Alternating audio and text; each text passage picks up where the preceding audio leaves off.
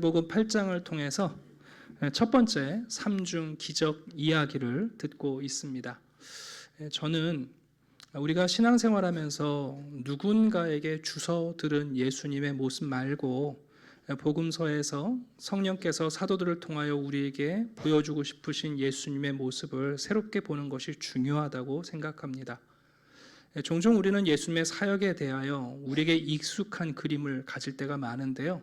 복음서를 읽다 보면 사실은 우리가 알고 있는 예수님의 모습과 전혀 다른 모습을 발견할 때가 많습니다. 우리는 예수님께서 산에서 내려오시고 가버나움에 들어가시고 또 오늘 본문을 보시면 베드로의 집에 들어가시면서 가는 곳마다 놀라운 치유의 능력을 발휘하는 것을 보게 됩니다. 제가 이제 성경을 읽고 또 설교를 하면서 제가 머리가 나빠서 그럴 수 있겠는데 성경의 어떤 사건들을 하나의 이미지로 심상으로 이렇게 떠올려 볼 때가 있습니다. 산에서 내려오셨을 때 문둥병자를 만나시고 문둥병자가 주님이 원하시면 저를 고치실 수 있습니다 하고 예수님이 원하노니 하고 문둥병자를 고쳐주시잖아요.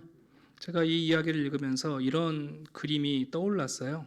왕진 가방. 옛날에는 의사 선생님들이 왕진을 다니셨거든요. 요즘은 다 번호표 뽑고 우리가 대기합니다만. 근데 여러분, 어떤 환자들은 의사분들이 안 가죠. 아이고, 그 환자는 죽을 겁니다. 그 환자는 길이 없습니다 하고 안 갈 거 아니에요? 문둥병자 같은 경우 누가 여러분 문둥병을 고치겠다고 왕진을 가겠습니까? 그런데 예수님께서는 그 문둥병자를 고쳐주시기를 원하시는 그림. 그래서 참 예수님의 왕진 가방이 머리에 떠오르더라고요. 또 두 번째는 예수님이 백부장의 하인을, 이방인 백부장의 하인을 고쳐주시는 장면이죠. 말씀만 하시면 예수님이 어디 계시는 것이 중요하지 않고 예수님 권위가 제 종을 낫게 할 겁니다. 제가 이 이야기를 읽으면서 여권 없는 여행 가방을 생각을 좀 했어요. 지금도 종종 난민 신청도 안 받아들여져서 비행기를 타고 왔다가 비행기 그 터미널에서 여러분 생활하는 분들이 있잖아요. 우리나라도 예전에 한 분 언론에 나온 적이 있는데 여러분 이방인들이라는 건 그거 아닙니까? 여권이 없는 거잖아요. 하나님 나라에 여권이 없는 사람들. 그러나 예수님께서 이 이방인 백부장을 하나님의 식탁으로 초대해 주시고 아브라함의 후손들은 오히려 그 식탁에 자리가 없지만 예수님을 믿는 그 이방인에게 그 천국의 전치자리에 식탁을 내어주시는 이야기를 보면서 여권 없는 여행 가방 들고 다니는 게 아니라 하나님이 여권을 발급해 주시는 것 같다, 그런 생각을 한 적이 있습니다. 또 이제 오늘 본문을 보시면 베드로의 집에 들어가셔서 장모가 열병으로 앓아 누운 것을 보셨습니다. 사실 열병이라는 것은 뭐 그렇게 치명적이고 심각한 병은 아닙니다. 근동에서 이런 열병들은 풍토병의 일환이죠. 물론 고열에 시달리기도 합니다만 뭐 요즘으로 말하면 심한 독감에 걸리거나 이런 병이라고 볼 수 있죠. 여러분들도 그러시겠습니다만 추석이나 설이 되시면 선물로 생활용품 종합 세트 받으시는 분들 계신가요?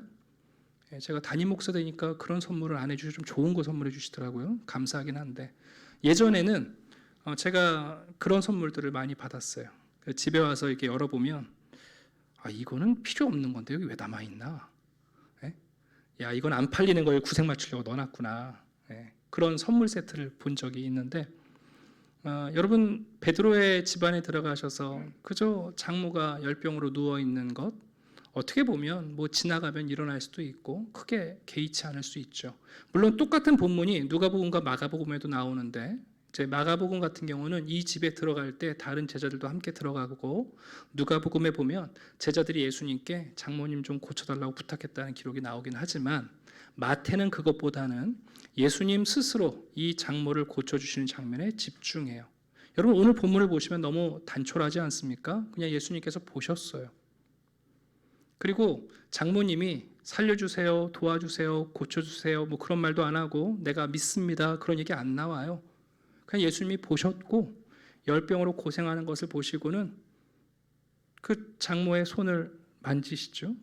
즉시 병이 떠나갑니다. 그리고 회복할 시간도 필요 없이 병이 떠나자마자 장모님이 일어나셔갖고 예수님의 수종을 드는 장면이 기록되어 있습니다. 여기 수종 들었다는 것은 그 시제로 말하면 지금부터 계속 이 장모님이 예수님을 시종들었다는 뜻이니까 이 장모님이 이 순간 이후로 예수의 제자로 살아갔다는 의미가 담겨 있습니다. 마치 여러분 우리의 일상 가운데 어떻게 보면 매우 평범한 가정사에서 벌어지는 예수님의 치유의 기적을 보게 됩니다. 우리는 이 예수님의 치유 사건을 통해서 기억할 것이 있는데, 여러분 치유는 어떻게 벌어지는가? 예수님이 원하시면 벌어집니다. 치유 사건은 어떻게 벌어지는가? 예수님이 말씀하시면 어떤 주술이나 어떤 외부적 영향력이나 어떤 의식이 필요치 않고 예수님이 말씀하시면 여러분 회복됩니다. 제가 믿음이 있는지 제가 믿음이 없는지 내가 믿나이다 여러분 이런 거 말고요. 그냥 예수님이 오셔서 만지시면 치유됩니다. 제가 이것을 강조하는 이유는 오늘날 교회 안에서 다양한 치유의 사역과 치유 은사를 가지신 분들을 폄하하는 것은 아닙니다만, 오늘날 교회 안에서 예수의 이름으로 치유 사역을 하는 내용들과 예수님의 치유의 내용은 전혀 닮아 있지 않습니다, 여러분. 예수님은 원하시면 고쳐집니다. 예수님이 말씀하시면 건강해지고요. 내가 믿음이 있냐 없냐 그거 여러분 관계없이 예수님이 나를 보시고 오셔서 나를 만지시면 우리가 건강해집니다. 마가복음은 이 세 사건이 안식일 날 있었다고 기록합니다. 그래서 안식일 날은 유대인들이 여행하지 못하기 때문에 늦은 밤에 예수님에 대한 소문을 듣고 밤에 이 베드로의 집으로 몰려든 거죠. 자, 16절을 보시게 되면 저물매 사람들이 두 종류의 사람을 예수님께 데리고 옵니다. 첫 번째는 귀신 들린 사람이고 두 번째는 다양한 병에 걸린 환자들을 데리고 옵니다. 예수님께서 귀신들은 말씀으로 쫓아내시고 병든 자들은 원하심으로 말씀으로 그리고 만지심으로 다 고쳐주셨습니다. 참 놀라운 사건이죠. 근데 이 사건을 기술하면서 마태는 우리에게 예수님의 이 치유 사건은 바로 이사야가 예언했던 고난받는 종의 이 약속의 말씀을 이루시는 것이다 하고는 여러분 이사야 54장을 인용합니다. 우리의 연약한 것을 친히 담당하시고 병을 짊어지셨도다. 근데 여기서 한 가지 주의할 게 뭐냐면 본래 이사야서 53장은요 이렇게 번역되어 있지는 않아요. 우리에게 익숙한 본문은 이렇죠. 제가 읽어드릴게요. 그는 실로 우리의 질고를 지고 우리의 슬픔을 당하였거늘, 이렇게 우리는 번역되어 있어요. 근데 왜 마태는 굳이 문자적 번역인 연약한 것, 슬픔, 그리고 병을 짊어지셨도다 라고 이 번역을 택해서 예수님이 하시는 치유의 사건과 예수님이 하시는 우리의 죄의 용서의 사건을 같은 선상에서 우리에게 소개하고 있습니다. 오늘 본문에서 매우 중요한 것 두 가지를 좀 말씀드리려고 하는데, 첫 번째는 귀신을 말씀으로 쫓아내시는 겁니다. 최근에 우리 사회에 이런 호러물, 어떤 악한 영적 존재에 대한 호기심이 좀 극대화되고 있는 것 같아요. 그리고 드라마나 영화 같은 데 보면 예전에도 엑소시스트라는 아주 유명한 영화가 있습니다만, 그런 곳을 보면 마귀나 귀신들이 능력이 굉장한 것처럼 보이잖아요. 근데 여러분 우리가 오해하지 말아야 할 게 뭐냐면 사실 귀신의 능력이란 건 그렇게 대단하지 않습니다. 근데 왜 우리가 귀신 그러면 무서워하고 두려워하는가? 여러분 귀신들이 자기의 능력에 대해서 과대, 과장, 거짓말을 하는 겁니다. 우리가 욥기를 보는 것처럼 귀신들, 사단조차도 여러분 자기의 그 보잘것없는 능력을 발휘하는데 하나님께서 허락하시지 않으면 여러분 불가능한 일입니다. 요한계시록 19장을 보시게 되면, 그래서 요한계시록에는 사단의 정체를 이렇게 가르쳐 주세요. 큰 용이 내쫓기니 옛 뱀 곧 마귀라고도 하고. 여러분 이 부분을 잘 이해하셔야 돼요. 언뜻 들으면 사단이란 존재가 거대한 용과 같은 존재처럼 보여요. 우리가 감당할 수 없는 용과 같은 존재로 보이는데 예수님은 간단하게 말씀하세요. 용처럼 보이지만 사실은 그냥 뱀이야. 좀 과장하면 야, 사단이 용처럼 보이나 본데 저 미꾸라지야 하고 말씀하시는 거예요. 그리고는 이렇게 정체를 밝히십니다. 사탄이라고도 하며 온 천하를 꿰는 자라. 여러분, 사단의 가장 탁월한 무기는 거짓말입니다. 오늘 이 한 가지를 여러분에게 꼭 전하고 싶은데, 악한 영적 존재는 능력이 탁월한 게 아니라 자기의 능력을 거짓말로 우리에게 가리키는 겁니다. 여러분, 계시록 20장 이렇게 되어 있습니다. 천년이 차도록 다시는 만국을 미혹하지 못하게 한다. 미혹이란 단어도 마찬가지죠. 그래서 여러분, 예수님께서 요한복음 8장 보시면 사단을 이렇게 그의 정체를 밝혀놓으셨어요. 너희는 너희 아비 마귀에게서 났으니 너희 아비의 욕심대로 너희도 행하고자 하느니라. 그는 처음부터 살인한 자요 진리가 그 속에 없으므로 진리에 서지 못하고 거짓을 말할 때마다 제 것으로 말하나니 이는 그가 거짓말쟁이요 거짓의 아비가 되었습니다. 혹시 여러분들도 귀신이나 악한 존재에 대한 두려움이 있을지 모르겠는데, 여러분, 귀신이 그렇게 능력이 대단한 존재가 아닙니다. 그러나 거짓말을 잘합니다. 그래서 우리가 속는 거죠. 여러분, 예수님이 귀신을 쫓아내실 때 뭐 대단한 푸닥거리 하시지 않습니다. 무당처럼 춤추시면서 별의별 짓 다 해서 귀신 공포 몰아넣으시는 게 아니라 예수님께서 한마디 하시는 거죠. 거짓말쟁이야, 가라. 여러분, 그것이 악한 권세에 대한 예수님의 권위라는 것을 오늘 본문이 우리에게 가르쳐 줍니다. 한 가지 더 말씀을 드리면, 왜 마태는 예수님의 치유 사건을 우리에게 언급하면서 이사야서 53장을 가르쳐 주고 있는가?